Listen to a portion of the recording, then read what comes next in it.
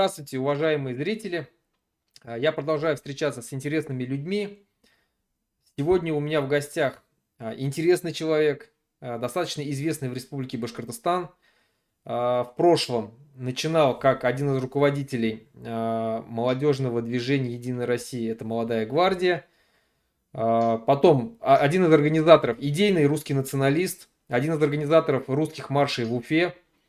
Потом он ушел из молодой гвардии, ушел в оппозицию, был в Совете Открытой России с 2016 года.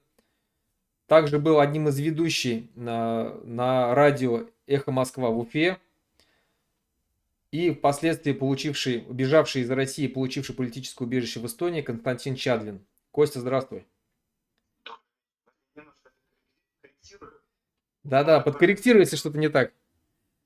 Да, в молодую гвардию я приходил как активист, не с целью там занять какую-то руководящую должность, но в 2013 году меня настоятельно попросили войти в региональный штаб, потому что для того, чтобы я представлял республику на федеральном уровне, организацию «Молодую гвардию» «Единая Россия» представлял на федеральном уровне. При этом в партию не вступал, потому что изначально говорил, что партия не отражает моих взглядов и интересов на развитие страны. Но до «Молодой гвардии» у меня уже был приличный политический опыт. Начинал я в конце 90-х, начале 2000-х с «Яблоком». Потом работал в качестве эксперта по сетевому строительству региональных отделений с разными политическими партиями. Ну, и в каких-то других политкомпаниях. Ну, это так, немножко у меня Ну, опыт. ты политтехнолог, насколько Да, я больше знаю. политтехнолог. Последняя твоя политтехнологическая деятельность в Республике Башкортостан именно связана была, насколько я, если поправь меня, со «Справедливой Россией». Ты там... Да, абсолютно верно. Я занимался сетевым направлением, работал в интернете с Гаджимуратом Мамаровым на форме Да-да-да-да, 2016 года в Госдуму. помним такого.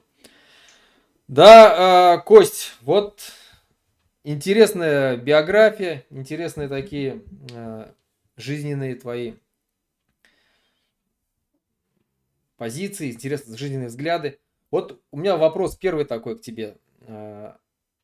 Что произошло такого в твоей жизни, что ты вот перешел в оппозицию? Ну, я не могу сказать, что именно в жизни произошло что-то в моей. Жизнь-то в Ну, моей может быть, в голове, в сильно, мозгах. я сильно взгляд не менял. И, я в оппозицию переходил в том формате, что Андрей Сергеевич Каталицын пригласил меня поработать над проектом «Открытой России» в республике.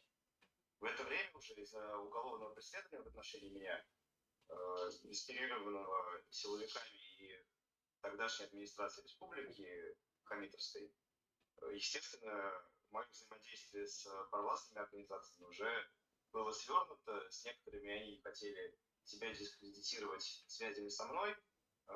С частью других людей я сам перестал взаимодействовать публично для того, чтобы их не дискредитировать, потому что прекрасно понимал, что шансы победить систему, они довольно-таки невысокие. В принципе, перейдя в оппозицию российской власти, я не менял своих взглядов и убеждений, я также отстаивал свои позиции во всех внутренних оппозиционных чатах. Многие удивлялись, и я говорил, что и в республике многие люди, кто в околополитической тусовке, говорили, что вот Чарлин конъюнктурщик, он просто действует там, где ему выгодно. Я этого никогда не отрицал, я конъюнктурщик, действительно. Я просто прекрасно понимаю, что если страна живет хорошо, то и я буду жить хорошо. Если в стране будет все в порядке, будут работать институты защиты частной собственности, институты защиты экономики, будет нормально развиваться страна, то мне будет хорошо. Это, мне кажется, каждый человек хочет, чтобы ему было хорошо в первую очередь, а не всем вокруг. Ну, либо какой-то очень высокий уровень сознания, когда человек думает обо всех, а не о себе.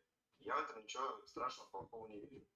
И получилось так, что я посчитал, что инструменты воздействия, механизмы, которые у меня в тот момент были, со стороны, находясь, даже так, в стане власти, отойдя от провластных организаций, я их утратил. Но, скажем так, не моей привычке сдаваться, отказываться, сходить с пути, и поэтому я решил посмотреть, какие есть инструменты у оппозиции, и попробовать воздействовать на политическую ситуацию со стороны оппозиции. Тем более мне это было делать не первый раз. Я и говорю, как в начале 2000-х работал с Яблоком, на выборах большой опыт получил, работая в команде Артура Асафьева в 2003 году.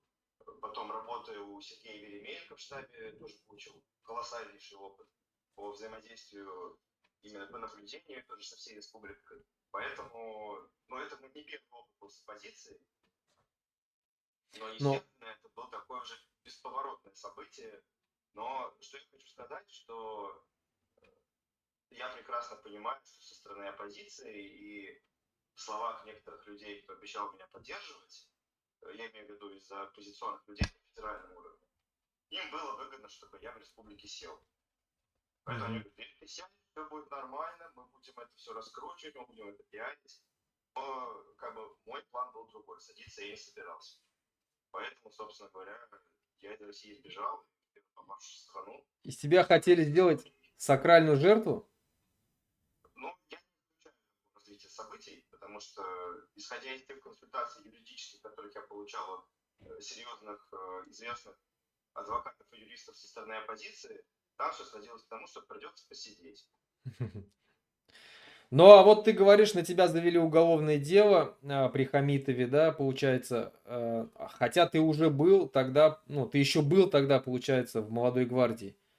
А, Почему? Я не просто был в молодой гвардии, я на тот момент представлял молодую гвардию в центральном штабе молодой гвардии на России в Москве. Я занимался политтехнологическими федеральными проектами. Но Почему на тебя команда Хамитова? Не просто же сам Хамитов, кто-то из команды Хамитова на тебя ну, взъелся. конечно, это не Хамитов. Ну, я не такого высоты полета птицы, чтобы лично там глава республики. Писал заявление, как напоили. Да, против меня что-то инспирировал, но в окружении были люди, которые, во-первых, считали, что я сижу на каких-то невероятных федеральных бюджетах, хотя я никогда ни одного гранта не получал, и вся моя деятельность именно внутри организации строилась больше на волонтерских началах. Ну, то, что я даже, по-моему, заявки, ну не то, что, по-моему, а точно могу сказать, что я это помню. Я ни одной заявки, никакой федеральный грант не подавал, и действовал исключительно как волонтер.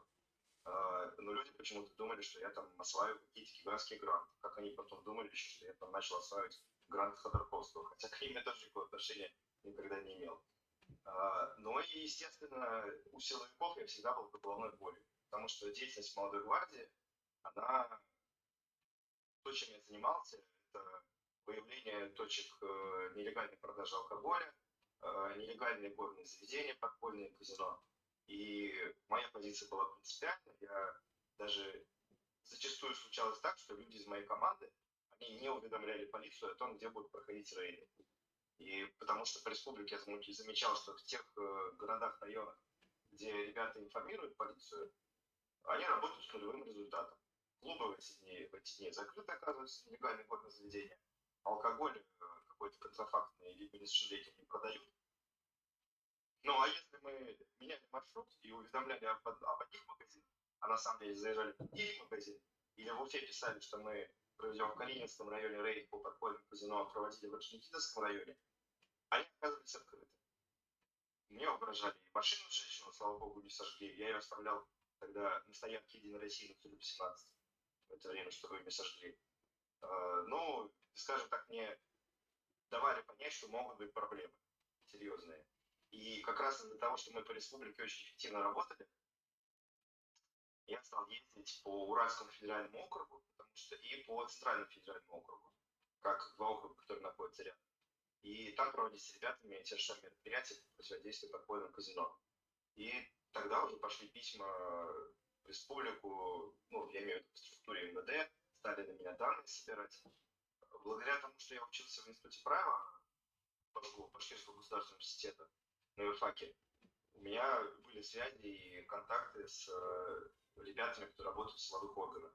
И они меня информировали, что на меня приходят запросы, на меня что-то готовят, на меня что-то копают. Но я не могу сказать, что это было неожиданностью открыть уголовное дело, потому что, там, например, я не стеснялся выражать свою позицию по Карнашпану, когда в республике начались протесты. Я говорю, что я понимаю, кто инспирирует протесты против Карнашпана, но я понимаю, что на самом деле это и экологический вред для республики, и это, по сути, ничего хорошего не принесет. Там рабочие места, если будут создаваться, то они будут создаваться с низкой зарплатой, с минимальной. Опять-таки, будет по документам идти, что это какой-то не коммерческий лес, но по сути будут там коммерческую древесину переводить на опилки. Ну, потому что никакому зарубежному инвестору не интересно беречь экологию далекого Башкортостана, там, находясь в Австрии. Его интересует все-таки прибыль. Я это прекрасно понимаю. Ну и ряд других позиций. Например, то же самое, что я тогда инициировал подписание письма в отношении преследования Азата Сальманова. Потому что среди, скажем так, русских организаций, провластных организаций, как это связано, наша организация фанатов Кауфа единственный, кто из русских организаций, скажем так, ну, которые там близко к этому, как это называется? К русскому национальному движу? О, да, ну, скажем так, русскому национальному движению единственная организация, кто это письмо подписала. И тогда тоже по этому поводу меня там и в партии называли на ковер. Говорю, зачем ты там это делаешь? Я говорю, ну, потому что для меня нет разницы. Там это кто? Башкиры, татары, евреи, дагестанцы, арабы или русские. Если преследуют активистов любой национальности за то, что он участвует в национальном движении, это говорит то, что завтра просто другим.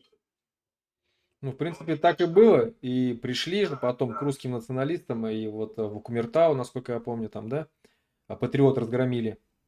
Ну, да, так много Лугового. было, что, собственно говоря, единым фронтом не выступали, но я не знаю, принесло бы, конечно, какую-то пользу или нет, если бы единым фронтом выступили. Но я думаю, это бы усложнило силовикам задачу. И медийно это было бы эффективнее, если бы все национальные движения друг друга поддерживали и говорили о проблемах. Они радовались втихую, что какое-то там другое национальное движение начинают зажимать и на него оказывают. Ну вот у меня вопрос тогда, смотри, Кость, ты русский националист, да, вот один из организаторов русского марша. Мы были идейными противниками тогда в прошлом. Мы выступали против проведения русского марша. Вы проводили их. Сейчас вот в 2014 году Россия аннексировала Крым. И с того времени русское национальное движение вообще по всей России раскололось достаточно сильно. Одни поддержали, другие были против. Много русских националистов воевало на стороне Украины, отбивая Донбасс. Много воевало за Россию, захватывая Донбасс. В Республике Башкортостан то же самое произошло, да, русское национальное движение раскололось. Я бы даже не сказал, что оно раскололось. Оно практически полностью перешло на сторону крымнашистов. Практически, да, все идейные лидеры, и Кузнецов, и Беляев, и Луговой, практически все поддержали. Насколько я знаю, ты не поддержал. Почему? Я не поддержал.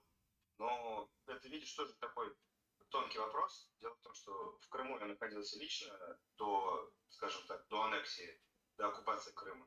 И я проводил там исследования, именно объективное исследование, как было настроено население Крыма. Я прекрасно понимаю и, скажем так, проживаю уже 6-й год в Эстонии, и проведя переоценку всего произошедшего тогда, я понимаю, откуда корни у мнения местного населения по поводу того, что им надо войти в состав России. Потому что я могу сказать смело, что в Эстонии там 15-20% населения не будут иметь ничего против, если часть Эстонии будет оккупирована Россией. Но когда закончилась, скажем так, вот этот период крымской истории, и уже осенью развернулась кампания Донецкая, это Народная Республика, и Луганская Народная Республика, ну, как они называют себя, да, если говорить юридически верно, то ОРДЛО, ну, незаконно оккупированная территория, самопровозглашенная, то в этот момент, когда проходили какие-то собрания по поводу сбора гуманитарной помощи, участия, поездки волонтеров, я сказал, что, ребят, подождите, вот история с Крымом, там не было вооруженных действий. Там, да, были зеленые человечки, но там не было бандформирования, которые в таком объеме. Там было, конечно, местное ополчение, но из-за того, что не было никакого практически в Крыму ответа со стороны Украины, не было такой шумихи и не было вооруженных конфликтов между ними.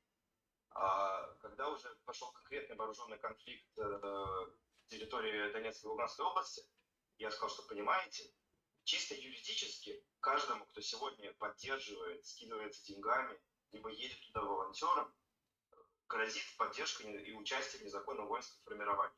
И по международному праву, и по российским законам. Что, в принципе, потом мы пытались тому же самому Луговому инкриминировать, но в итоге инкриминировали то, что он там гранату привез.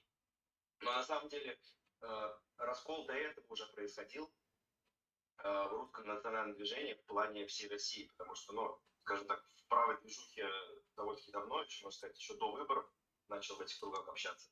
Но видишь, как мне повезло, что те люди, с кем я общался, русские националисты, их, это были довольно-таки взрослые люди уже, им было всем, наверное, там, ну, самый младший был моего возраста, как сейчас. То есть мне было там 14-15 лет, следующая прослойка это было 20-25, и уже остальные ребята все были там взрослые мужчины 45-50 лет. Это у нас в Уфе. И очень сильный раскол. Их идеология была в том, что настоящая идея русского национализма и русского патриота, русского человека, она не должна заключаться в ущемлении прав каких-то других народов. Оно должно заключаться в том, что ты должен своим примером показывать, какой должен быть русский человек. Образованный, здоровый, успешный в бизнесе, справедливый в партнерских отношениях, в бизнесе, ну, какой-то там в политике, женское слово. Не давать их обещаний, которые ты можешь выполнить. И часть этих людей, с кем я тогда общался, они в конце 90-х уезжали воевать со стороны Чечни против России. Потому что я тогда не понимал этих слов, не понимал слов этих людей. И, ну, как тогда многие не понимали новодворскую. Они говорят, что то, что происходит с российской властью, и та процедура передачи власти от Ельцина к Путину, она нарушает закон. Восстанавливается система чекистов в стране, побеждает КГБ. Мы сворачиваем с демократического пути на путь тирании. И рано или поздно это уничтожит Россию. Если мы хотим сохранить Россию, если мы хотим сохранить русский народ, мы не должны поддерживать. И сейчас, наверное, уже можно об этом говорить. Все эти годы, скажем так, ну, не рекомендовалось об этом говорить из тех людей, кто на тему общался. И это публично впервые я об этом говорю. Была так называемая стратегия 2030. По этой стратегии стояла задача каждому человеку из этого национального движения не пропагандировать активно, поддерживать, но сильно не пропагандировать свои националистические взгляды, стараться войти в органы власти, там, в полицию, в силовые структуры, в армию. Перманентное вхождение во власть. Да, стараться добиться максимально высоких постов, которые возможны внутри системы, не противодействуя системе в открытую. И в 2030 году, ну, стоят такая задача, что в 2030 году совет этой организации даст какие-то новые уже указания, новую стратегию на следующие там 10, 20, 30 лет.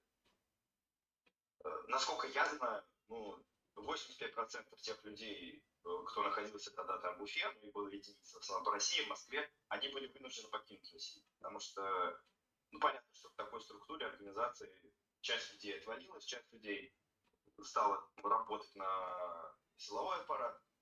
Естественно, активисты кого-то передавали информацию об их деятельности, те, кто этим занимается. И в России уже в условиях войны, в условиях военного положения этих людей практически не осталось. И я говорю, что вот тогда этот раскол был в национальном движении, что часть людей уезжали воевать в составе чеченских формирований против федеральных войск. И многие этого не понимали. И тогда, в принципе, ну, я не могу сказать, что я так жестко занимал какую-то позицию, но если сейчас я к этому отношусь уже, готов на эту тему рассуждать, тогда для меня это было однозначно, что там действия чеченских террористов в первую кампанию, там, бросают, да, что это террористы. Сейчас, на сегодняшний день, с точки зрения всего прошедшего времени, понимая, как нам подавали информацию, как эту информацию управляли, я имею в виду СМИ, как это все представлялось, что... И сейчас я в Фейсбуке в прошлом году задался этим, в этом году, в первой половине года, задался вопросом, были ли эти люди террористами или были борцами за свободу. И сейчас этот вопрос опять встает в отношении военного конфликта на территории арабских стран, на территории Израиля и Палестины. То есть как давать оценку? Я лично не могу такую оценку дать, потому что я прекрасно понимаю, что ну, есть люди, которые совершают террористические деяния, и они должны нести за это ответственность. Но найти ту грань между борцом за свободу и права народа пацифистом, это очень сложно. И надо изучать очень много вопросов, чтобы дать точную оценку и точный ответ на это. Костя, хорошо, я буду немножко так тебя возвращать в свою Давай, давай. да, смотри, я хотел, чтобы ты нашим зрителям, ну, надо признать, что в сегодняшний момент быть оппозиционным деятелем, находиться в России очень опасно. И мы прекрасно видим, что там по Республике Башкортостан, вот, ну, так как мы выходцы оба с Республики Башкортостан, преследование идет очень активно. Особенно преследование башкирского национального движения сейчас идет очень активно. Вот, Айрат Динмухаметов сидит, Рамиля Саитова сидит, Фаиля Алсынова сейчас тоже уголовное дело открыли, там, Кармаскалинская четверка, ну и так далее. Я к тому, что, но помимо них, помимо национального движения, есть еще просто большое оппозиционное движение. Те, кто против войны, там, либералы и так далее. Чанышева сидит у нас, да. Вот, если человек задумал бежать из России, и вот ты как человек, ладно, я улетел в Турцию, в принципе, открыто достаточно, и уже потом с Турции прилетел в Вильнюс, в Литву, и там попросил убежище. Ты же, насколько я знаю, очень скрытно перебрался через границу России и Эстонии. Вот расскажи, пожалуйста, ну, если можно, немного покороче, но достаточно подробно. Как у тебя, какие-то дашь советы вообще людям, да? То есть я знаю, что ты и писал в Фейсбуке об этом, да? То есть какие советы для тех, кто решил бежать из России? Но все же, сейчас это вообще реально возможно в условиях того, что как бы границы начали везде закрывать, война началась и так далее. И что Я нужно понял делать? вопрос. Смотри, сейчас в чем сложность. Постоянно страны Балтии и Финляндии на границе с Россией увеличивают протяженность забора. То есть существует сейчас, есть, надо исходить из того, если когда я бежал, забора практически не было. Забор был 2 километра влево, 2 километра вправо от КП. Потому что психологически считается, что люди при попытке пересечь границу нелегально ориентируются на контрольно-пропускной пункт. Они идут, и примерно как его видят, начинают сворачивать вправо или влево. И это абсолютно неправильная стратегия. Стратегия побега, ну, самое важное. Об этом даже узнать как можно меньше людей. Для того, чтобы информация не уходила. Второе, если ты решился бежать, то беги, не останавливайся, ну, в плане, там, не то, что беги, как на спринте, да, я имею в виду сам То есть процесс. не сдавай назад. Не сдавай назад. Ты вышел, все. Будет страшно. Страх – это естественное явление, естественное переживание человека, от него ты никуда не денешься. Если кто-то говорит, что он не боится, но, скорее всего, у него какие-то отклонения психологической стороны. Страшно, не страшно, потихоньку двигайся вперед. Брать с собой минимум вещей. Самое главное – это документы и деньги. Теперь, что касаемо в отношении преследования. Для того, чтобы нелегально пересечь границу и не нести за это ответственность, необходимо получить международную защиту. Чтобы не было проблем с получением международной защиты, первое, что должен сделать человек при пересечении границы, это искать контакты с полицией либо с пограничной службой. В идеале, вот, последний человек, кому я давал совет и консультировал, как покинуть Россию, 3 месяца назад, этот человек шел по одному из маршрутов, который сам построил благодаря Google картам. Этот человек обнаружил забор на пути и голыми руками вырыл подкоп под забором. Не получилось протащить рюкзак с вещами. Человек решил, что я не буду сейчас задерживаться, я лучше просто быстрее перелезу. И человек заранее запомнил, где находится полицейский пункт после границы. И до того, как полиция отреагировала на то, что кто-то нелегально пересек границу, этот человек успел прийти в полицейский пункт и подойти к дверям, постучаться и сказать: я пришел, я сдаюсь. Ну, в России, что касается, первое, это не использовать свой обычный телефон и не использовать свою сим-карту. То есть, если вы решили бежать, оставьте свои средства связи, свой телефон, свою сим-карту обычные, там, где вы обычно находитесь, оставьте на зарядке. Покупать новый, абсолютно новый телефон, абсолютно новую сим-карту, да? В идеале купить абсолютно либо новый телефон, либо телефон с рук, который где-то там на Авито, но которым ты никогда не пользовался. И абсолютно новую сим-карту. Ну, естественно, оформленную не на тебя. Ну да. Есть там разные сервисы, которые можно в Телеграме найти, в Гугле, какие там сим-карты, телефоны без документов. Корпоративную можно. Да. Можно корпоративную, да. Но даже если корпоративную будете покупать, там чаще всего просят паспорт, до того момента, пока купленная корпоративная сим-карта и ваши паспортные данные дойдут, у вас до оператора есть 5-7 дней. То есть вы понимаете, что вы будете 10 числа бежать, 8 числа купили сим-карту, заранее можете купить телефон, купили сим-карту, активировали ее и пользуйтесь. Но в идеале, конечно, визуально запомнить карту, распечатать, сделать себе какие-то пометки, научиться ориентироваться по азимуту. Это очень просто. Азимут это, ну, если говорить там определением, это угол в отношении того ориентира, на который вы идете по отношению к северу. Но вы вот тупо видите вышку, видите какое-то дерево, сколько и идите на него. Себе такие точки разметьте. Google карты позволяют сегодня все это сделать довольно-таки подробно.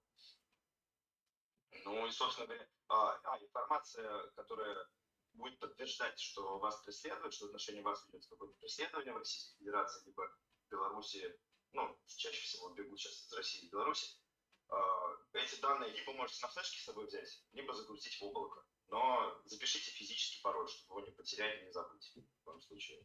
Чтобы потом, либо попросите кого-то вам на электронную почту выслать. Ну вот, например, как делал я, у меня были там очень уверенные люди, один мой близкий друг, который уже в Уфе в то время не проживал, я ему сказал просто, где мы встречаемся в Пскове, я ему передал материалы дела, передал сим-карту, с собой взял только самое ключевое по минимуму. И он потом через облако все это выгрузил, а часть документов мне уже по почте отправил. То есть, ну, как так, главное, что нужно, все границы только в головах. Перешагните через этот барьер, поймите, что государственная граница это просто какие-то линейки на карте, о которых договорились властители когда-то, и как-то где-то даже случайно их нарисовали, там, вдоль рек, вдоль линий электропередач. Если у вас есть цель, идите к ней. Там, если вы верующий, помолитесь, это вам очень сильно поможет. Ну, я вот тоже всю информацию о преследовании сохранил на флешке. С собой у меня еще и были документы, подтверждающие там, ну, вызовы на допрос, повестки, предостережение об экстремистской деятельности со стороны прокуратуры, уголовное дело, там, все, допросы. Все это было в бумаге, и плюс еще дополнительно все ссылки на мои преследования, СМИ, где обо мне писали, видео, которые снимали, что вот мы тогда-то задерживали, тогда-то мы проводили митинг, тогда-то все это я сохранил. И, в принципе, это достаточно очень быстро мне помогло, и мне очень быстро дали политическое убежище, мне дали за 4,5 месяца всего. Ну, сейчас практически всем так дают. И хотя везде говорят и вопят о русофобии, на самом деле даже в Эстонии статистика выдачи международной защиты, она выросла. То есть россиянам дают защиту сейчас больше, чем давали до начала войны. Если до начала войны это было 20-25% от всех обращений, то сейчас это не меньше 50% от всех обращений, которые были вот за период начала военных действий. И дают сейчас очень быстро, дают 4,5 месяца, ну да, от 3 до 6 месяцев. Какие-то сложные кейсы, да, затягиваются дольше. Но вот, в общем, что могут дать? Если кому-то это нужно будет, могут не стесняться писать мне в Телеграме, в WhatsApp, где угодно, там, связываться через тебя, Руслан, через каких-то общих знакомых в Фейсбуке, я готов.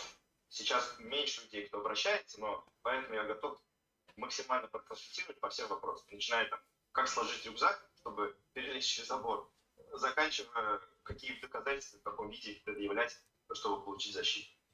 Ну, хорошо, да, если вот обращаясь к нашим зрителям, к своим зрителям, что если у кого-то будут какие-то интересные вопросы, по поводу, как пересекать границу, Кости, пишите мне, я ну, дам либо контакты, либо перенаправлю вопросы. Следующий вопрос, Кость, такой. Вот ты был русский националист, ну ты и сейчас русский националистом являешься, да, идейным, организовывал русские марши в Уфе.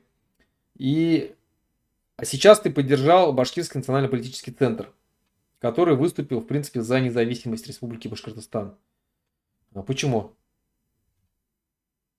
Но, как бы это ни звучало, никогда в моей голове не было противоречия между тем, что, во-первых, ну, это благодаря учителям в школе, гордость за республику, что я в ней родился, но то, что республика, на самом деле, у нас, как и любая другая республика, она уникальна, и есть что хорошее, что о ней можно рассказать.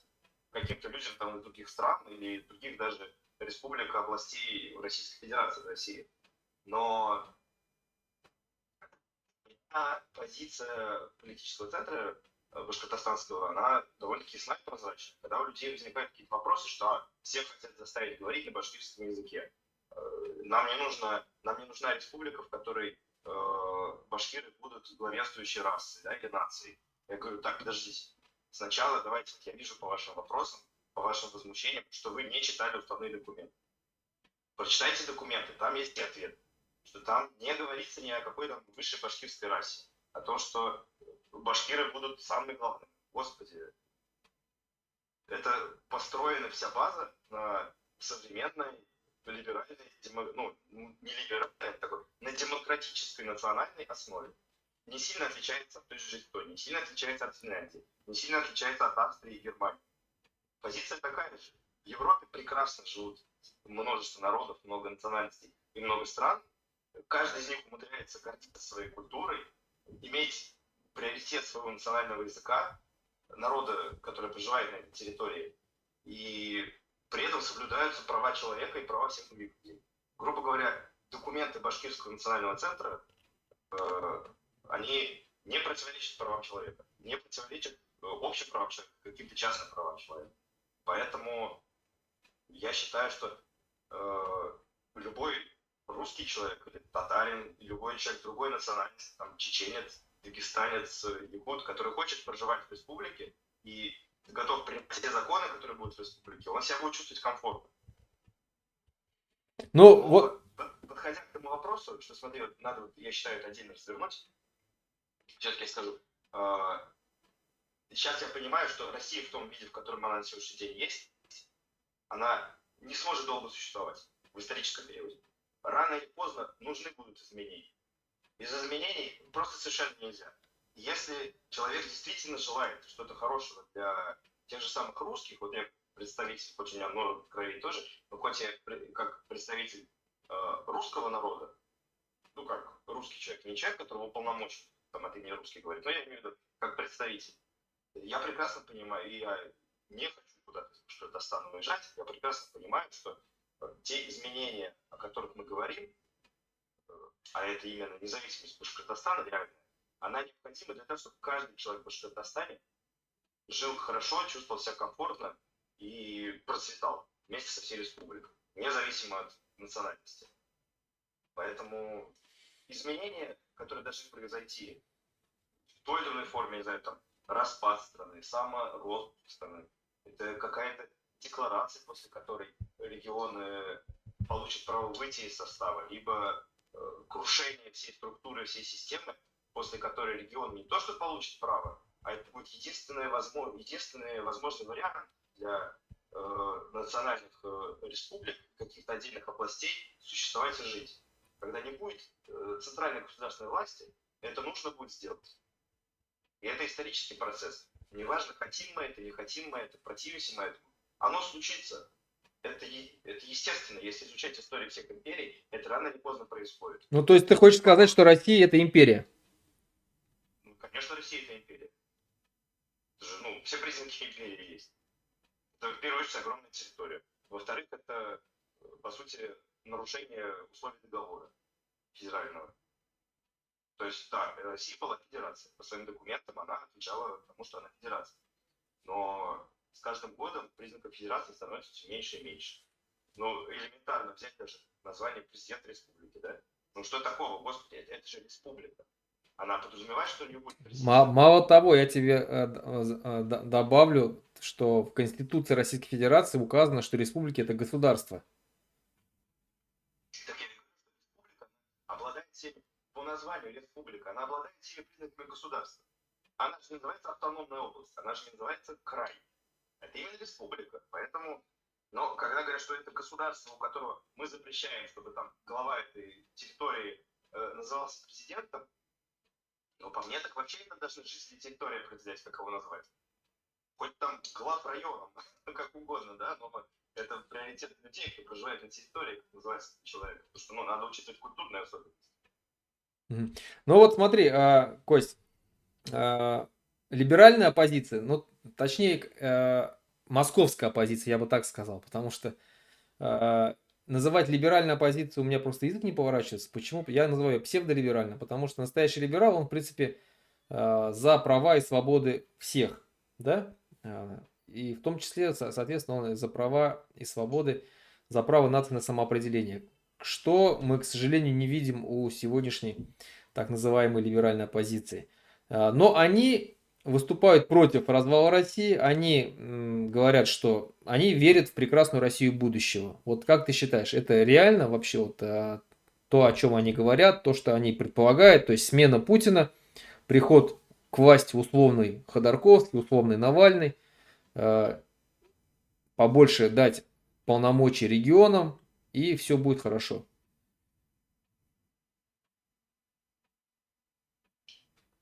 Ну, смотри, надо взять, как говорится, с дефинициями, с определениями самими. Что мы подразумеваем под прекрасной страной? Может ли быть страна прекрасна, если в ней кто-то чувствует себя не сам? Прекрасная Россия будущего, они говорят. Ну вот, ну, любая, назови, там, Россия, не Россия, ну может ли Россия быть прекрасна, если в ней кто-то будет чувствовать себя несвободно? Ну, как бы вот ответ на этот вопрос уже здесь закончен. Люди просто боятся, они привыкли к такой, скажем так, москвоцентричной модели мира и восприятия того, что происходит вокруг, что а как же без этого? У нас же там у Башкортостана нет выхода к морю. Как вы будете жить? Вот у Австрии тоже нет выхода к морю. И как-то же живут люди. Да, огромное количество стран не имеет их. А как вы будете договариваться, как вы будете там свою нефть, газ продавать, да, куда-то? Как вы будете договариваться? Кто будет ее возить? Ну, господи, ну как-то будем договариваться, значит, с теми регионами, которые имеют возможность транспортировать через себя. Им же тоже нужны будут эти ресурсы. Так и строятся взаимоотношения между государствами. Каждый честно договорился, выполняет свою долю договоренности. А не так, что кто-то в Москве сидит и управляет. Тут, знаешь, Руслан, это на самом деле очень серьезная проблема восприятия. Во-первых, потому что до событий, которые начались после войны, вот до такой большой массовой миграции людей из регионов, в основном-то российские оппозиционные силы представляли люди, которые так или иначе связаны больше с Москвой. Ну вот я говорю, московская оппозиция. Московская оппозиция, да. Но она показала свою неэффективность.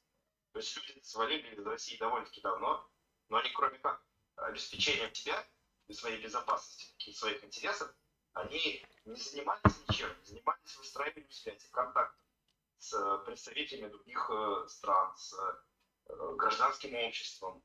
Они не делали то, что должны были бы делать по идее, если бы действительно думали о том, что представлять интересы всех жителей России. Ну, очень просто. Если вы не представляете интересы всех жителей России, то жители России, отдельных регионов, сами будут представлять свои интересы. Рано или поздно. Поэтому я с такими людьми много разговариваю.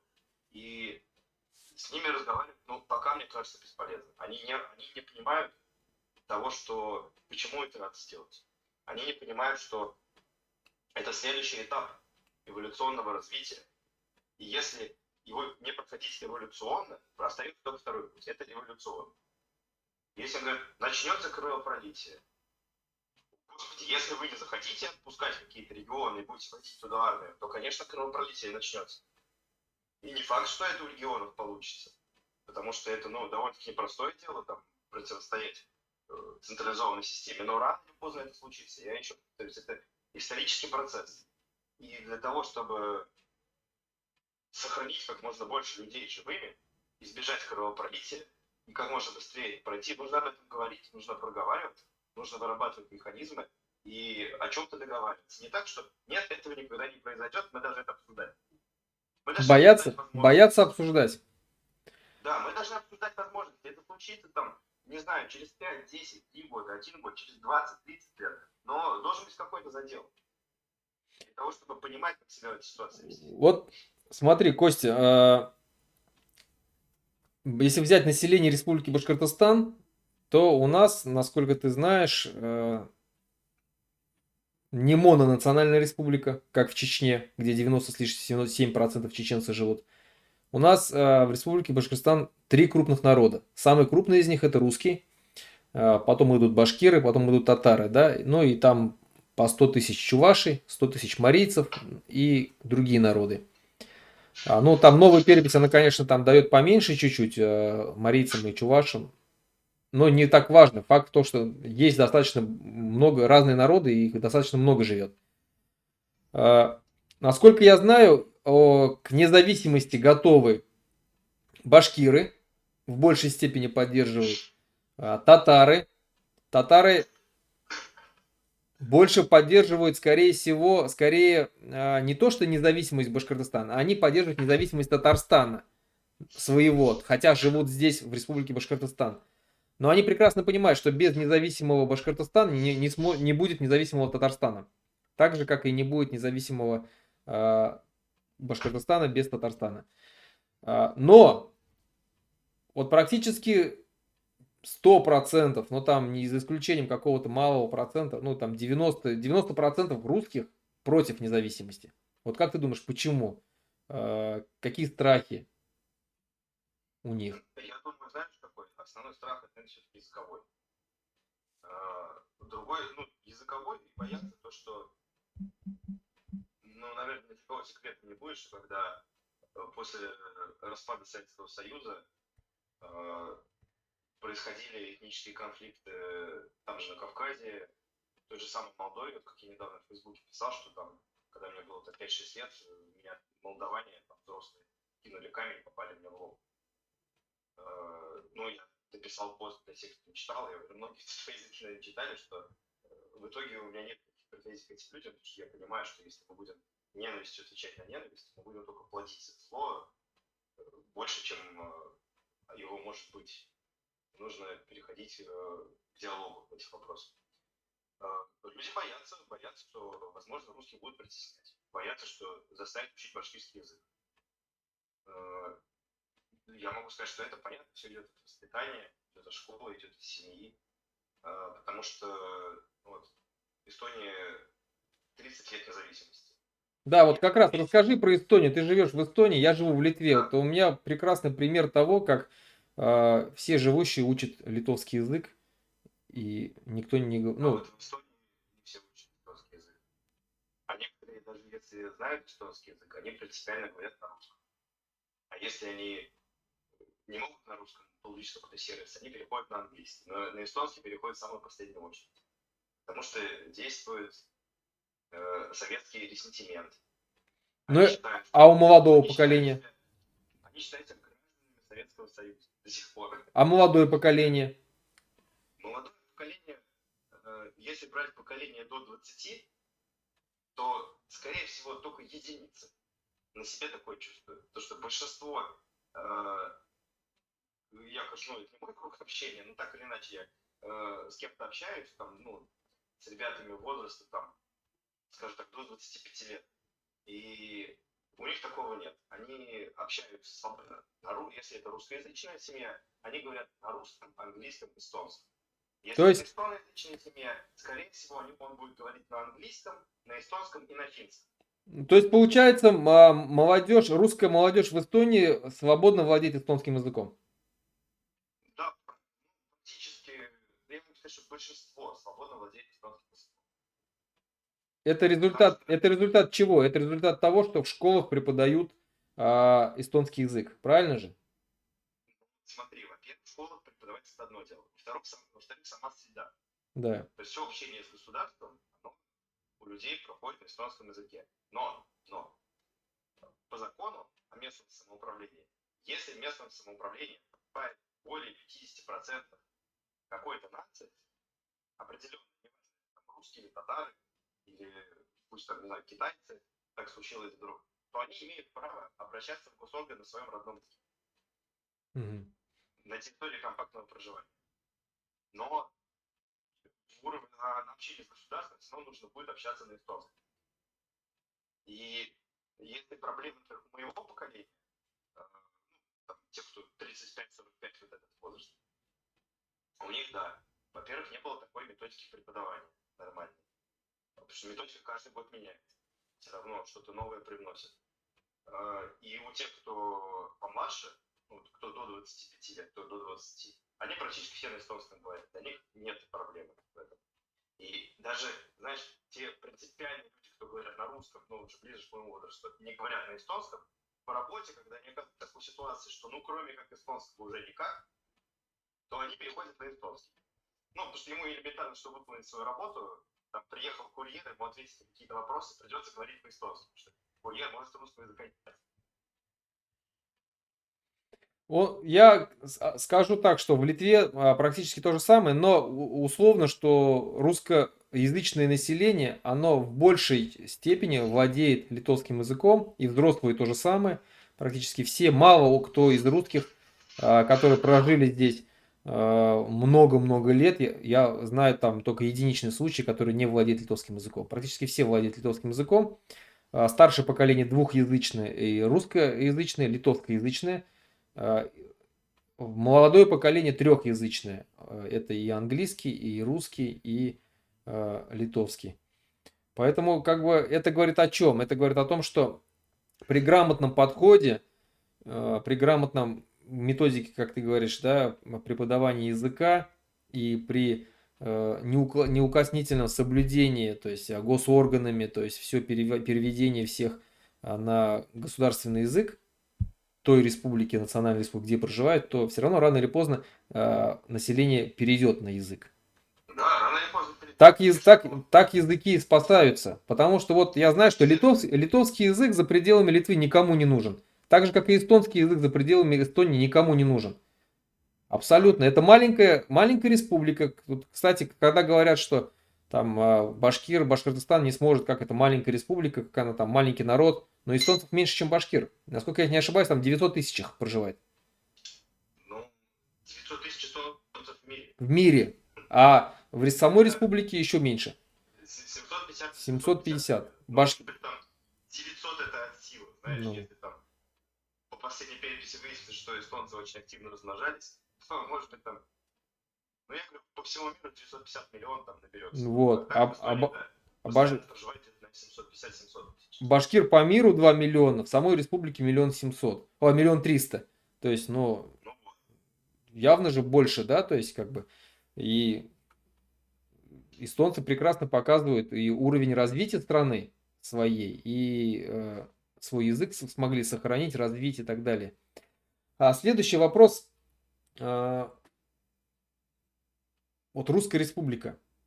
Вот если ты говоришь о том, что как бы развал России, вот лично я считаю, что у русских должен быть свой дом, своя республика, которая бы сохранила бы идентичность полностью русского народа. Ты как ты считаешь, должна быть у русских своя республика? Или вот если будут там, допустим, как сейчас идет такая тенденция на регионалистические на регионалистические республики, как Ингерманландия, Псковская республика, там, Смоленская республика, Уральская республика, Сибирская и так далее. Как ты считаешь, должна ли быть русская республика среди них? И если должна, если должна, то в каких территориях? Где? Вот по поводу территории, конечно, я не компетентен отвечать, потому что там, скажу, Костромская, да, например, и скажут, подождите, у нас тут часть Карелы, с чего это вы нас опять русских записываете? Скажу там какой-нибудь там, пусть там Екатеринбург, да, скажет, подождите, у нас тут поми-пермяки живут. Мы уральцы. Русские записывать. Поэтому, чтобы заранее не провоцировать, я скажу, что я в этом не компетентен. Но республика такая должна быть. И она скорее, если мы говорим о том, что это будет происходить, она образуется из того, что останется. Ну, когда это идет Германландия, там, Нижегородская республика. Второй момент. Что мы от нее ожидаем? Для чего она должна быть? Сохранение культуры, сохранение народа. Понятно, что часть территорий, на территории современной Российской Федерации, там государственным языком будет русский. И, естественно, русская культура, русский язык, русские традиции, они будут там сохраняться. Но как таковые русские традиции, я даже не знаю, что там сказать, что есть какие-то регионы, в которых прям традиции сохранились неизменно, но, наверное, такого, мне кажется, нет. Потому что люди все перемешивают. Мне кажется, что вот если брать такие, ну вот исконные, да, русские территории, то это, скорее всего, наверное, на мой взгляд, центральный федеральный округ сегодняшний. Ну, это Рязанская область, там Орловская, там Брянская, там, да. Нижегородской и так далее. Это украинцы. Ну, я условно. Все-таки вот центр, Золотое кольцо, да, то есть. Вот по Золотому кольцу плюс-минус, да. Оно примерно так и будет. В моем представлении. Но если говорить о том, что империя прекращает свое существование, образуется множество государств на этой территории, то надо понимать, что это будет та территория, которая, участки которой не войдут в другие новые государственные образования. То есть та же самая Псковская республика, да, это уже минус. Ингерманландия, это уже минус. И надо понимать, смотреть, что будет оставаться. Может, они скажут в Золотом кольце, а нам Москва не нужна, пусть они самостоятельно живут. Мы не хотим быть вместе с Москвой в Ну, одном государстве. мне кажется, знаешь, как получится? Получится, вот было бы вообще правильно и идеально, если бы территория сегодняшней России вот, распалась на все те регионы и республики, какие сейчас есть по границам, а дальше уже, то есть объявили они независимость, да, то есть, сколько у нас там, 94, да, по-моему, региона. Что-то такое. Да, вот, или 97. Вот, 97 независимых государств образовалось, все они там себя объявили, а дальше уже они сами решают объединяться с кем-то по там этническому признаку, там, по культурному, по экономическому, как им удобнее. Ну, допустим, захотели там объединиться Московской областью, Рязанской областью, там, да, с Костромской, там рядом, там, и так далее, Нижегородской, и образовали Русскую Республику, то есть, да, вот эти то есть, Да, вполне такое да, может то есть, происходить, как, культурно-политический да, союз. Сибирь, там, сибирские регионы объединились и образовали сибирские штаты. Екатеринбург объединился там с Челябинской областью, образовалась там Уральская республика, например, да, и так далее. То есть, на юге России там то же самое. Вот как-то Ну, так. естественно, что да, это идеальный сценарий. Если разошлись и заново собираются по мере необходимости, что им надо. То есть это идеальный сценарий, конечно, что ну, от каких-то там своих традиций, схожести культуры, идентичности, каких-то там других особенностей. Понятно, что это одно направление. Другое направление – это экономические союзы, которые будут образованы. Это военно-политические союзы, которые будут образованы. Ну, например, вот мое видение с тобой расходится, насколько я понимаю, по поводу сохранения ядерного оружия.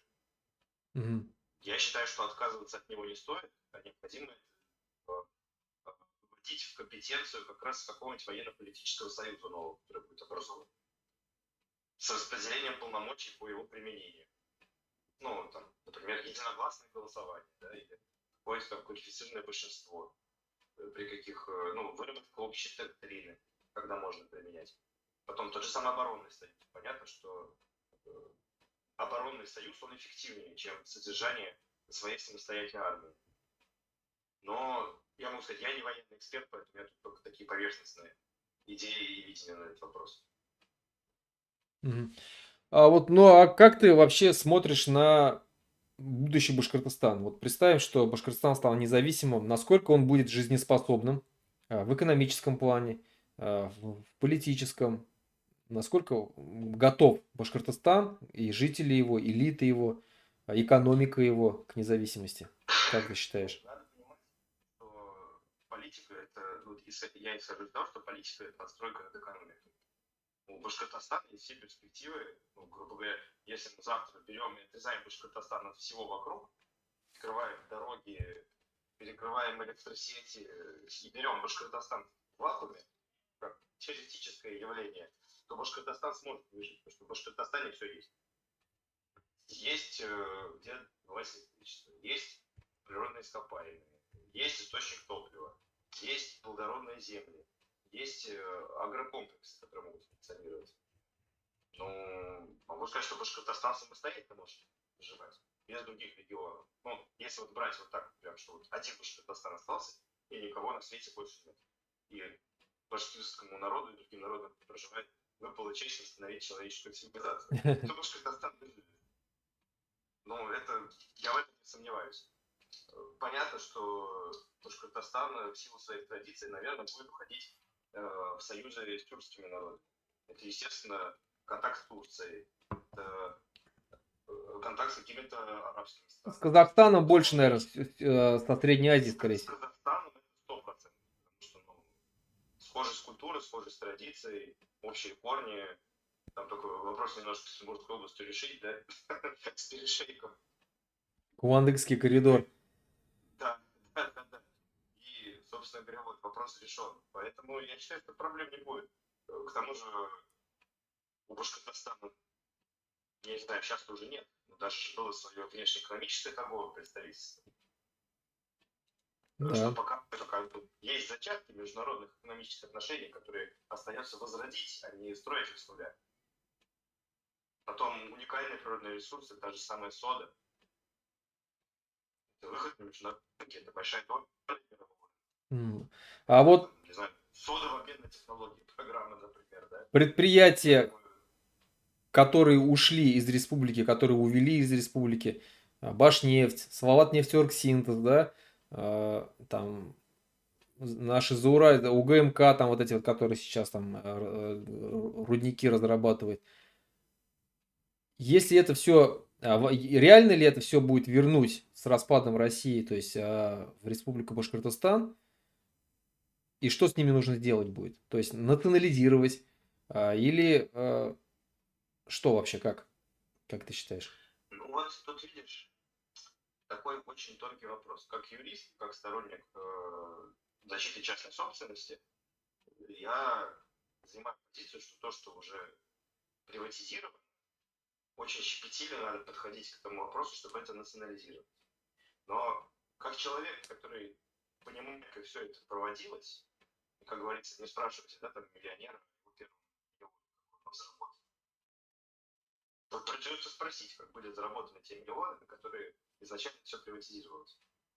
Потому что с той же самой содой, с башкирской химической компанией, там не все так чисто, не все так прозрачно. Там часть людей, скажем так, кто-то воспользовался моментом, а кто-то вовремя просто занял нужный пост для того, чтобы это все сделать. А кто-то подписал. А кто-то подписал, да. Поэтому здесь вопрос, я думаю, стоит принципиально. Проводить расследование. Ну, несмотря там на, скажем, разницу подходов с Лилией Чанышевой, я считаю, что будет вполне справедливо, если все претензии к ней будут отменены, она будет выпущена на свободу и будет отвечать за расследование, входить в комиссию по расследованию приватизации. Ну, если, конечно, когда Навальный не заберет ее в Московскую республику. Ну, если не захочет переезжать в Московскую республику, Да. да. Но я тоже так считаю, и у нас в проекте будущего независимого Башкортостана, в принципе, это и указано, что предприятия, которые были приватизированы честно и прозрачно, к ним никаких претензий не будет, и они останутся также у своих владельцев. А те предприятия, которые были приватизированы мутно, через какие-то мошеннические схемы, через какие-то мутные пути, схемы, да, будет расследование, международное расследование, наверное, и если будет доказано, что они были приватизированы мошенническим путем, то их нужно будет обратно возвращать, национализировать. Национализировать, а дальше что? А должны ли они быть в собственности государства, республики или заново приватизировать? И если должны, то какая часть должна быть? Я думаю, вполне справедливо был бы такой вопрос на местном референдуме задавать населению. То есть как видит население Башкортостана, Республики Башкортостан, какой видит судьбу этих предприятий. Потом, можно перенять, например, опыт коллективных договоров профсоюза, который сейчас на Западе растет популярности, в Швеции это очень популярно. Сейчас это вопрос о том, что чтобы коллективные договора распространялись, там, в том числе и на мигрантов, которые занимают какие-то рабочие места.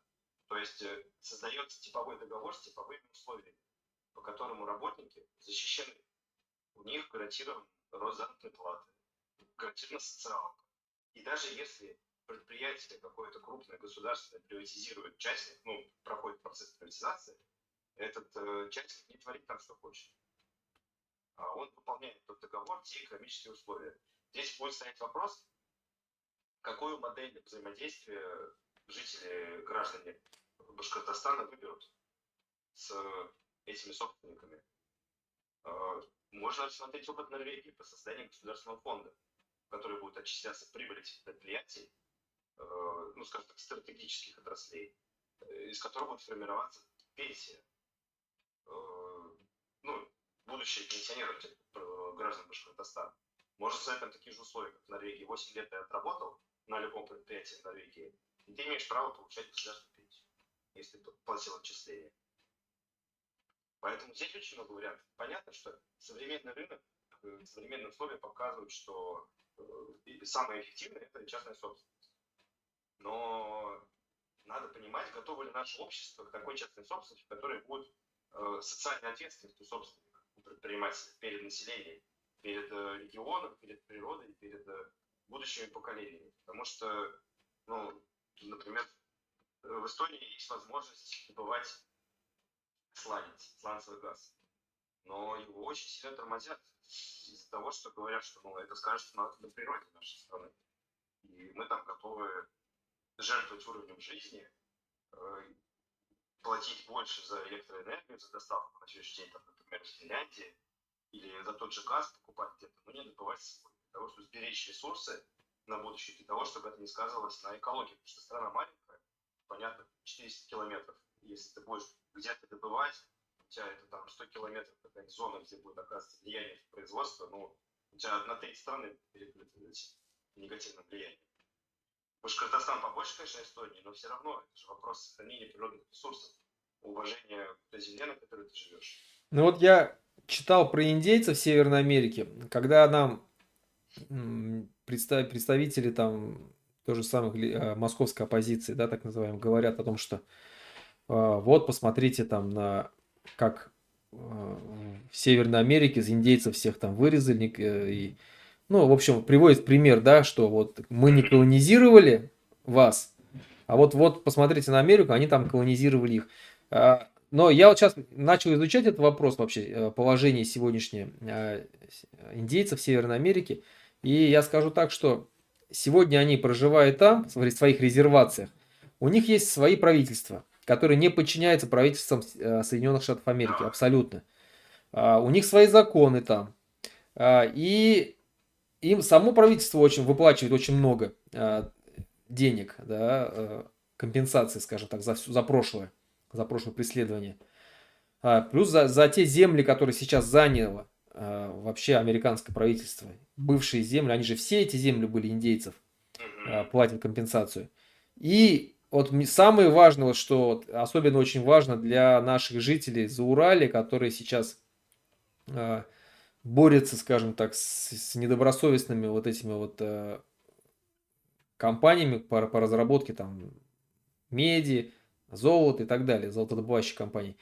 Там есть такой момент, что если какая-то компания заходит на резервацию на эти земли, да, и хочет там что-то добывать, она заключает договор с индейцами этой резервации, и они входят в собственники этой компании, и та прибыль, которая добывается с этих природных ресурсов, с их земель, она распределяется поровну, то есть между компанией, между жителями.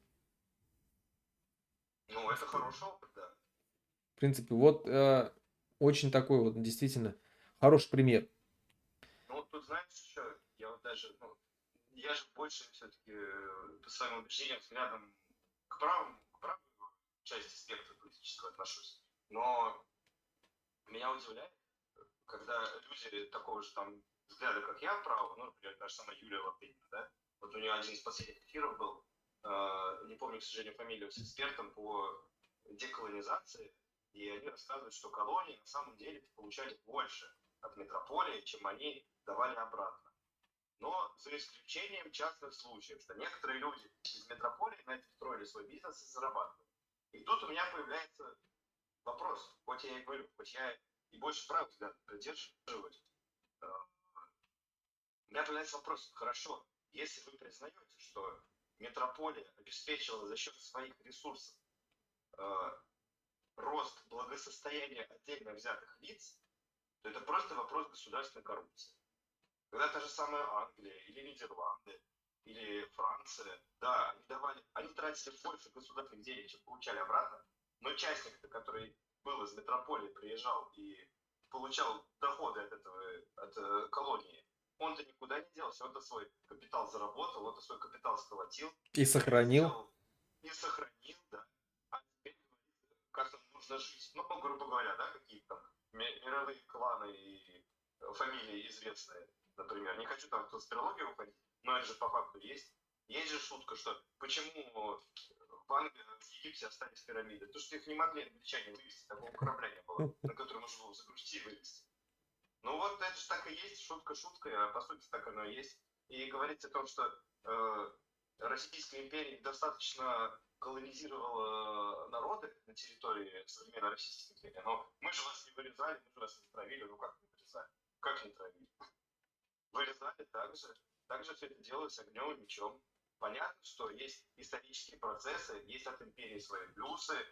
Ну, с этим тоже нет смысла спорить, но всегда приходит время, когда нужно пересмотреть и с точки зрения развития человечества, своего личного развития, посмотреть, что было вчера, что ты делал вчера, потому что, ну, самая лучшая оценка, и к тому же, что еще сравнивать с США, что там, у нас же не как в США это происходило, да, окей, но надо оценивать себя не с Соединенными Штатами, не с Англией, не с Францией, надо оценивать себя сегодняшнего с собой вчерашним.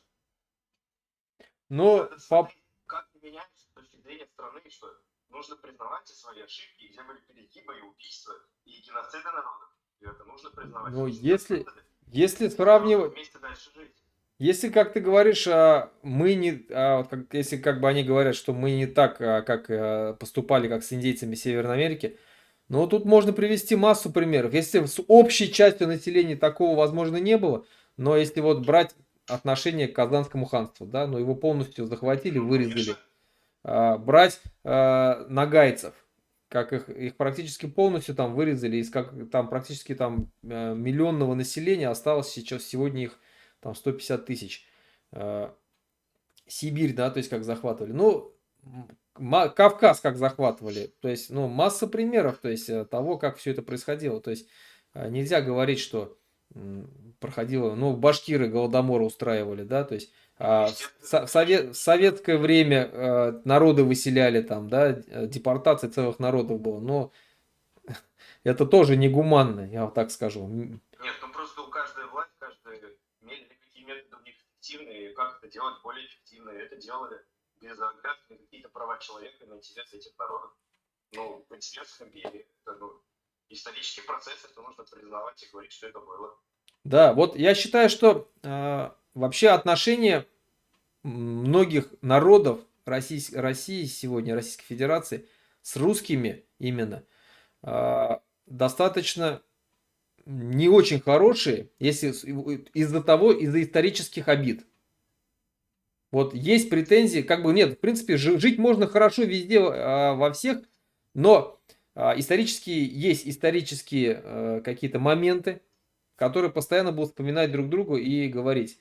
Я здесь считаю, что нужно просто открыто начать говорить это, открыто признать, что за определенными там людьми, то есть определенные люди скажут, вот мы признаем, что действительно вот в такие-то, такие-то века, в таких-то случаях вы поступали несправедливо, жестоко, мы признаем это, мы приносим свои извинения. Я думаю, что после этого уже народам нечего будет предъявить. Нечего будет уже постоянно предъявлять. Смотри, Руслан, у меня очень простой подход в работе, да? Ну, я имею в виду, в обычной работе. Если накосячил, идешь и говоришь начальнику, я накосячил, вот это тот и тот, так-то я это буду исправлять.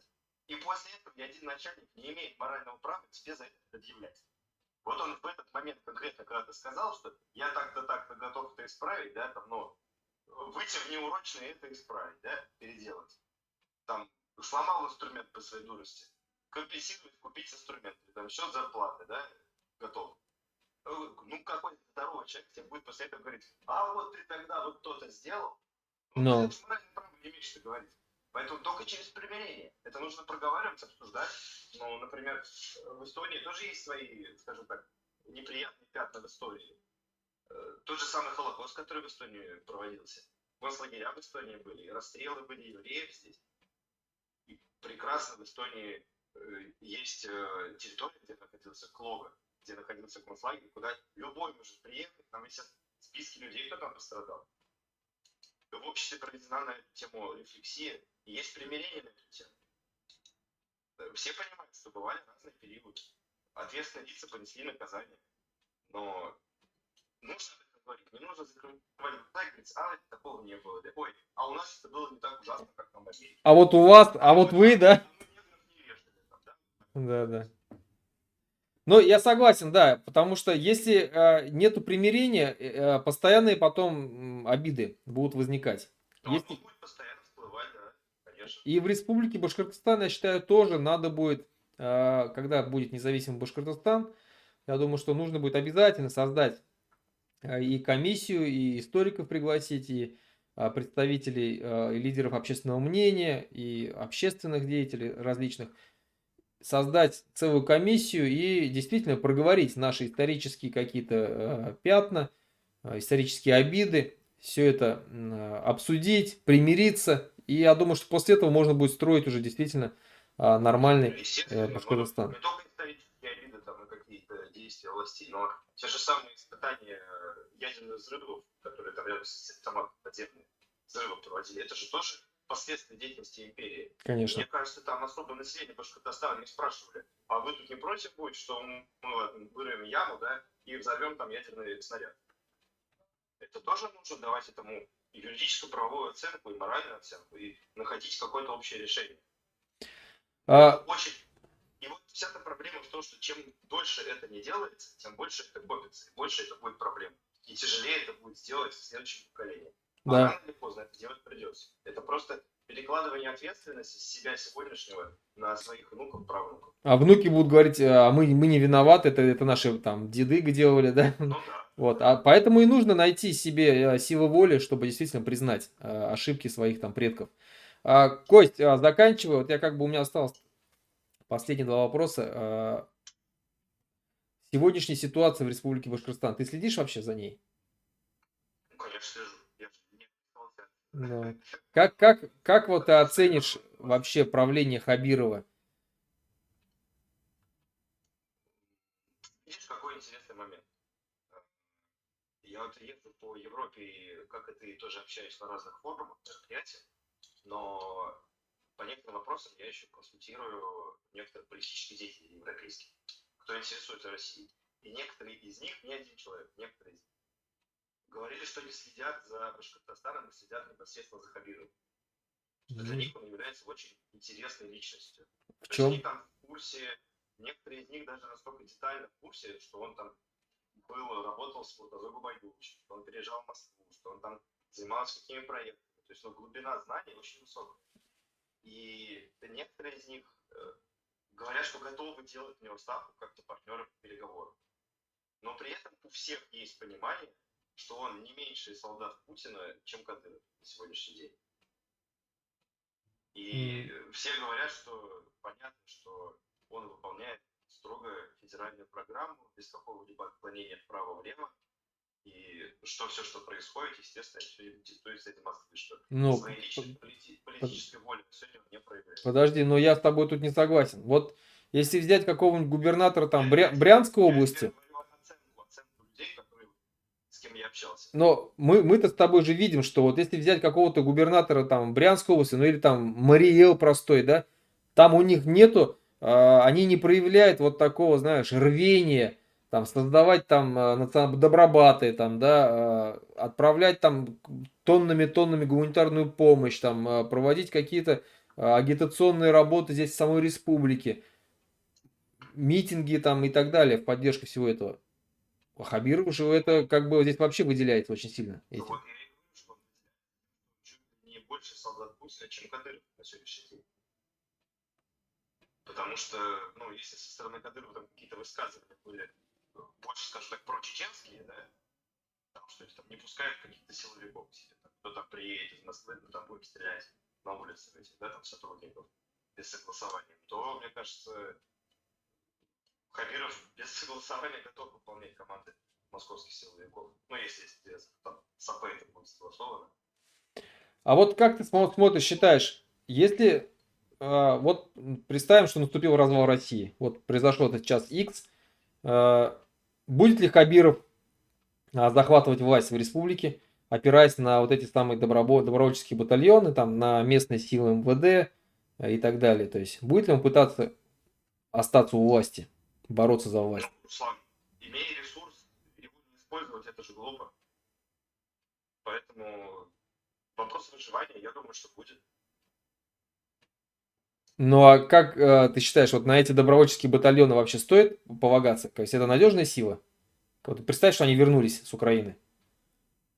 Я могу сказать, что если бы я был на месте Хабирова, я бы занялся формированием своей ЧВК. Из тех, кто имеет боевой опыт, и из тех, кто вернулся.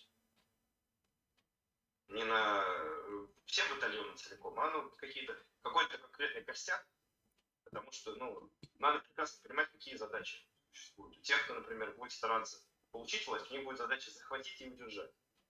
То есть у них две целебные задачи. Первая — это как захватить, занять стратегически важные места, те же самые там объекты физические, и только их удерживать. Но и уже имея какую-то базу, имея какое-то снабжение, имея опыт. А предположим, те, кому нужно будет это захватывать, кто будет со стороны людей, кто захватывает власть, им нужно будет сначала захватить. То есть им не нужно захватывать. Им нужно будет, а Хабирову нужно будет только удерживать. И имея такой ресурс, имея постоянную подготовку новых кадров, и наверняка там не проблема создать какой-то институт спецназа на территории республики и тренировать те же самые добробаты, их костяк. Не проблема это все делать для того, чтобы иметь свой резерв на случай, когда наступит час X, чтобы его поднять и обеспечить свою власть. Ну а при Хабирове республика, независимая республика будет? Или как ты думаешь, или он побежит вновь договариваться с Москвой? Я думаю, что нельзя исключать вариант, что Хабиров может стать партнером в переговорах. В переговорах в чем? Уточни, пожалуйста. Ну, С Москвой, да? сразу час X наступил. Все прекрасно понимают, я не сомневаюсь в том, что Хабиров не меньше конъюнктурщик, чем я. Час X наступил, и у него, грубо говоря, выбор получить здесь сейчас свою республику и создать независимую республику, либо идти снова на переговоры с Москвой, и тогда твои ресурсы, которые в твоей республике потенциальные, они будут потрачены на то, в интересах Москвы на другие регионы, на то, чтобы удержать какие-то другие регионы. Тебе будет, мне кажется, логичнее было бы обеспечить свое существование здесь и сейчас, а не отправлять своих людей, которых ты готовил на свои деньги, которые ты мог, например, коррупционным путем присвоить, да, а не присвоил, а отправил их на подготовку. И целесообразнее будет обеспечить то, что у тебя есть, не тратить тех же самых людей, тот же самый людской ресурс, чем отправлять их куда-то там, ну не знаю, воевать с Псковской республикой, да, или с Ингерманландией. Это как Пригожинский путч, когда начался, кадыровцев отправили, и они как-то неожиданно застряли в пробках, так и не доехали они Вот, до вот Ростова. об этом же, да, вот об этом же. Но тут видишь тоже, на самом деле оно выглядит как неграмотность и как слабость силовиков, но на самом деле события в Дагестане, Пригожинский, вот этот путч, его восстание, оно, мне кажется, изменилась парадигма ведения конфликта. То есть не нужно, ну, я понимаю, почему, например, там отдали этот штаб в Ростове-на-Дону, и почему не чинили большие препятствия в Дагестане при штурме аэропорта. Можно было туда стянуть ОМОН, полицию, без столкновения, и ты сам понимаешь, как это в медиа выглядело. Гораздо проще, когда они пришли, пусть они там поломают аэропорт, пусть они вынесут там оттуда какие-то там ларьки, там палатки, еще что-то. Во-первых, везде камеры, всех людей отследят. Ты прекрасно по событиям Куштау видно, что власть ничего не забыла, ничего не простила и будет наказывать тех, кто помешал плану. И здесь то же самое. Вот, пожалуйста, мы имеем сконцентрированно там 1500-2000 человек в аэропорту, мы избежали кровопролитий, и сейчас будем искать тех, кто за это ответственен. Ну, вот возвращаясь, вот как ты считаешь, вот если условно Хабиров захватил власть в республике и решил стать президентом независимого Башкортостана, он хороший будет руководитель? Или вот ему, что ему, ну, ему же придется либо договариваться со всеми, в том числе и с оппозицией, либо держать Республику Башкортостан в ежовых рукавицах, ну, чуть ли не устраивая диктаторский режим. Вот как здесь быть? Будет соблазн устроить диктаторский диктаторский режим. А как избежать этого соблазна, я расскажу тебе при личной встрече для паблика. Ну хорошо, тогда заканчивай. Как помочь ему избежать этого соблазна? Заканчивай тогда последний вопрос. Ты собираешься в Республику Башкортостан возвращаться? На данный момент Ну, понятно, что не на данный момент. нет, Понятно? нет, нет, решение принял в этот момент. А, В этом году я уже, в принципе, могу получать постоянный вид на жительство. Через 2 года я могу получать эстонское гражданство. Но моя позиция такая, что несмотря ни на что, несмотря на все сложности российского паспорта, я не намерен отказываться от российского гражданства, потому что отказ от гражданства – это ты просто убегаешь от проблемы, теряешь моральное право критиковать власть в стране и высказывать какие-то претензии с точки зрения как гражданин страны. Как сторонний человек, да, ты можешь комментировать, но не высказывать претензии. Была бы возможность вернуться в Башкортостан, я бы вернулся. Это, ну, закончил, не сейчас бы прям собрал сумки и полетел. Я закончил бы какие-то свои дела здесь до логического завершения, какие-то проекты, и видел бы перспективу возвращения в Башкортостан. Ну, вот поехал бы, по-другому сформулирую вопрос. Поехал бы ты строить независимый Башкортостан Да, со своим абсолютно опытом? готов. Готов. Теперь с опытом не только организационной какой-то работы, но и физически строить готов. Ну, Руслан Сулейманов вон там, в Канаде, дома целые строит. Да, поэтому нет с этим проблем вообще. Знаешь, у меня был разговор с одним из влиятельных людей из российской оппозиционной медиатусовки. Мы с ним встретились ну, в течение 2 недель после начала войны, что он сразу Россию тоже покинул. И он мне говорит, что есть идея, что сейчас россияне станут новыми евреями, есть идея о том, чтобы где-то на территории Европы какой-то отдельный участок какой-то страны отдали бы для россиян, чтобы они там создавали свой какой-то Тайвань. независимый район. Ну, типа того, да. Я ему сказал, если такое будет, если это в ваших силах такое реализовать, я готов туда поехать хоть строителем работать. Это без проблем. Ну или там, не знаю, скромно скинуться деньгами, чтобы там купить какой-то гектар земли. Ну, что мои ресурсы ограничены. Хотя, по моему мнению, конечно, разные там олигархи, что говорят о том, что хотят выйти из-под санкций, они бы могли давно уж сами сделать и показать свою волю, то, что они не только там готовы себе в карман складывать и отдать 10% пожертвовать Украине, 10% там еще куда-то и 80% себе оставить. Они могли бы сказать, половину отдаю для того, чтобы российские иммигранты жили хорошо. Там. На самом деле, таких территорий в Европе полно. Даже в той же самой Эстонии есть целые деревни, которые заброшены. Ну, тут вопрос политической воли. Ну, в общем, отвечая на твой вопрос, да, готов ехать и строить во благо Башкортостана. Готов наверстать те пробелы в образовании, которые были допущены в школе. И своим примером показать, что надо учить башкирский язык. Потому что, я думаю, будет мне уже проще со знанием эстонского. Они схожи в чем-то. Так что... Ну, на этой тогда позитивной ноте, наверное, закончим. И, Костя, спасибо тебе. Спасибо за участие. Я думаю, что не последний раз еще общаемся. Возможно, если у тебя есть ко мне вопросы, можем организовать стрим. Я тебе отвечу на твои вопросы, если что, как-нибудь. Хорошо, если вопросы будут, то задам. Все, спасибо, Кость. Ладно, давай, пока. Давай, пока.